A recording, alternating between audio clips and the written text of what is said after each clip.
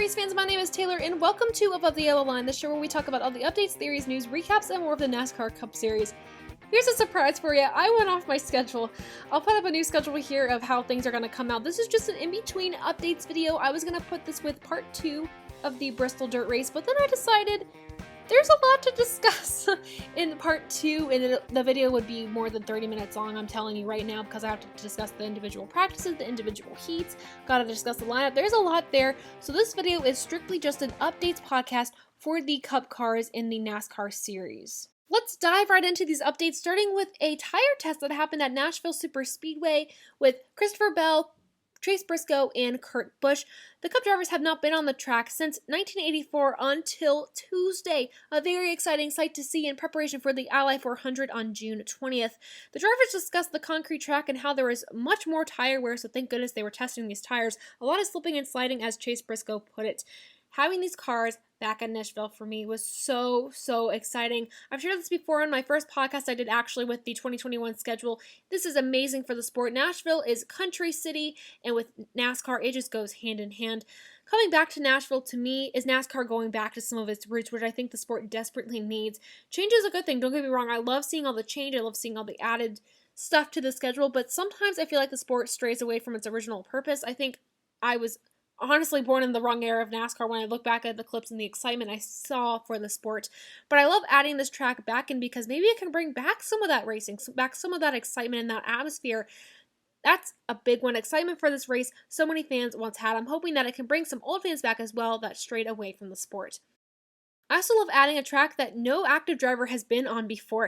At least I think. The drivers haven't driven here before, and if they have, it wasn't a top level car, so no one has an advantage here, and that is so incredibly fun for me to see. Seeing who can learn the fastest and rise to the challenge. I wish NASCAR would add a new track every year to mix things up. Honestly, NASCAR, if you're listening, please add a new track every year to the schedule just for fun and for the sake of the fans, adding excitement into the year. I think a wildcard race would actually be a very good idea. Speaking of a new track, I'm hearing rumors of NASCAR expanding the track list for next year. I said I would like to see NASCAR add a new track every year as a wild card, but what about street courses? Let's talk about that. The iRacing series is adding the Chicago Street Course to their schedule for their Pro Invitational Series, and that begs the question, does this mean that we are going to see street racing courses in the NASCAR Cup Series schedule anytime soon? This is up for debate. Nothing's been said yet, but I know NASCAR has talked about with the Bristol Dirt Race and the excitement around that, at least from the drivers, they're planning on keeping it next year as of now, is what I read. But as we're seeing new tracks and new configurations coming into play, that does beg the question, is that going to be the new normal for NASCAR? Here's why I like that and here's why I don't. NASCAR has built its foundations on dirt racing. It's built its foundations on closed circuit, circle, ovals, road courses, whatever. I feel like if we add in a street course, we add in just other really wacky courses, it's going to take away from the NASCAR that we love. We're not a Formula One. We're not an IndyCar. We are NASCAR. So in that way, I'm not excited for it, but I mean, honestly, come on. It would be so cool to see these Cup cars, these sprint cars on a street course.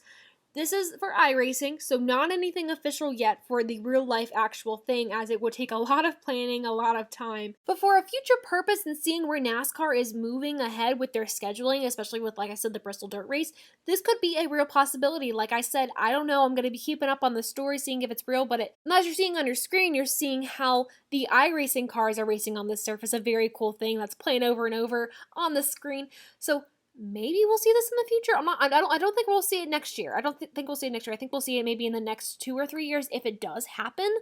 But something exciting to look out for and watch out for. That is all I know on that topic. So let's move on to something I know a little bit more about when we talk about silly season. Let's talk about Brad Keselowski for a second here. If you'll remember, there were lots of rumors last year that he wouldn't return to Penske, and it took a little bit longer than I personally expected for him to sign that contract with Penske. But he's returning. You see him in the car this year. A lot of people actually thought he would take Jimmy Johnson's spot for a long time after we learned that Jimmy was retiring. But according to an interview with Roger Penske for NASCAR.com, the contract contract talks for the 2022 season were headed down a positive path. He said, quote, "There's no reason we wouldn't renew for sure. I mean, I guess it's just a matter of us sitting down and putting it together, but with everybody not being able to move around, you don't do that over the phone, and you don't do it by Zoom, so we want to do that face-to-face with all of them." This quote also includes some information about the Team Penske IndyCar drivers with Will Simon and Simon Pagenaud. I think it's important to note here that his teammates Brian Blaney and Joey Logano have signed multi-year contracts. Blaney signed last year for a multi-year extension, and Joey Logano re-signed his contract way back in 2017 that lasts until 2023. So the fact that Brad is signing one-year agreements leads me to two theories. One, retirement talks might be happening, but I honestly don't see that happening quite yet, maybe not next year. And two, he's not happy with where he's at, but also maybe it's just how he does things. I know some people sign like a 30-year mortgage on their house and some people sign a different mortgage. I guess it's just how he does things. I don't know, but it's interesting to discuss. I want to talk about options here if he doesn't return to Penske, which I don't really see being too likely, but if he does decide to leave, my bet where he would go is to SHR as the next top tier 4 team. And I know that team is struggling hardcore right now, but it is, like I said, the next top tier 4 team.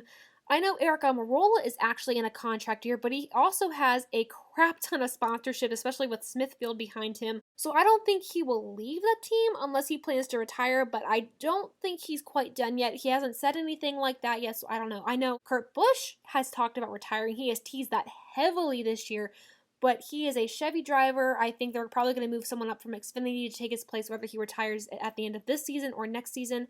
Alex Bowman is also in a contract year, but I don't see him leaving HMS. I think this is a trial run for his Ally sponsorship to see if they are a right fit or not. So I really don't know. There are a lot of empty seats open. We also know that Matt DiBenedetto is in a contract year with Ford, but we also know that Austin Cindric is going to fill his seat. So it leaves the question of where's Matt DiBenedetto going to go? But this discussion is on Brad Keselowski, so to end this discussion, I'm curious to hear where Brad seals the deal, most likely to stay at Penske. I'm also excited to see at the end of this silly season talk, because I know we have a few prominent drivers, like I mentioned, with contract openings. I'm excited to see where they go. But that is a long story, long update on Brad Keselowski's contract situation. Like I said, we will see what he decides. I don't know if we'll see it in the next few weeks. I know contract talks can take a little bit. So we will find out where Brad stays. Maybe soon, maybe not. To end this short updates video that will take some time, a chunk of time out of the second pre-race podcast for the Bristol Dirt Race, let's talk about Darlington throwback schemes. Ending with a sweet note here, I usually wait until the actual race week to unveil paint schemes unless they directly affect the race going ahead of us. But this one could not wait. As we all know, Darlington has a throwback weekend, and the cars we see there are incredibly cool, phenomenal. There are so many die-casts I want to buy that I just don't have the money for. But this scheme, there is no exceptions. This one is so darn cool, and I'm going to have to get this diecast. An amazing paint scheme as a tribute to the 2001 Daytona Summer Race won by Dale Jr. following the death of his father, with Michael Waltrip celebrating by his side. I see the clip of this moment all the time. I've seen the documentary, blink of an eye. It's amazing. I've seen this race. It is an incredible moment to have documented on the side of this car. A beautiful, sweet tribute that Josh Berry is doing for the Darlington throwback weekend. I'm excited to see more of those paint schemes come out, but this one, like I said, just could not wait. It is an amazing paint scheme, an amazing tribute. I love so many Darlington throwback schemes, but this one has to be in my top 3 probably, just because nostalgia's sake and because of the moment that it was to see Dale Jr. win that 2001 Daytona Summer Race. With that final piece of update and news, I am done with this podcast. Thank you all so much for listening to Above the Yellow Line, the show where we talk about all the updates, theories, news, recaps, and more of the NASCAR Cup Series. This was a little break between the first pre-race podcast, and now we're going to go into the second pre-race podcast coming to you Saturday night or early Sunday morning. Stay tuned for that. Make sure you watch. Make sure you subscribe to this channel so you can see when I post and look at them firsthand, and also follow me on Twitter for more NASCAR updates. I also do a lap-by-lap coverage of these races, so if you're not able to watch the race, make sure you check out my Twitter account so you can see the lap-by-lap coverage. Thank you all so much again for listening to this podcast, for supporting the channel. Thank you all, and until next time, I'll see ya.